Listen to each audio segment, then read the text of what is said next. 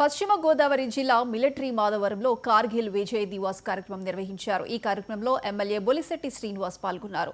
మొదట జాతీయ పతాకాన్ని ఆవిష్కరించిన ఆయన అనంతరం అమరవీరులకు నివాళులర్పించారు. కార్గిల్ యుద్ధంలో దేశాన్ని రక్షించేందుకు ప్రాణాలర్పించిన సైనికుల త్యాగాలు స్ఫూర్తిదాయకమన్నారు. వారి వీరత్వం నేటి తరం యువతకు దారి చూపే దీపస్తంభంగా నిలవాలని ఎమ్మెల్యే ఆకాంక్షించారు.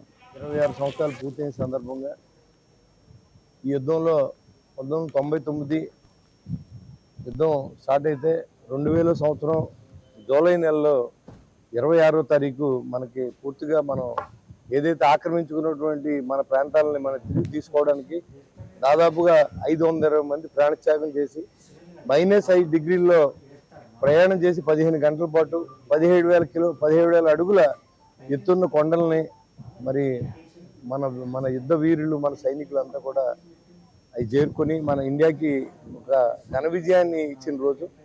మరి భారతదేశంలో సైనికులు ప్రధాన భూమికని చెప్పడంలో ఏమాత్రం చెప్పక తప్పదు. ఎందుకంటే -డిగ్రీలో జాబ్ చేస్తూ మన కోసం వాళ్ళ ప్రాణాలు త్యాగం చేసి వాళ్ళ కుటుంబాలను వదులుకుని భారతదేశం అంతా బాగుండాలి, భారతీయులంతా బాగుండాలని చేసే ఏకైక పాత్ర పోషించే వ్యక్తులు ఎవరంటే సైనికులు మాత్రమే. భారతదేశంలో ఉన్న డిపార్ట్మెంట్ అన్నీ ఉండొచ్చు, వాళ్ళకి వచ్చి జీతాభత్యాలు కానీ వాళ్ళకి ఇచ్చి ఫెసిలిటీస్ కానీ చాలా తక్కువ భారతదేశం.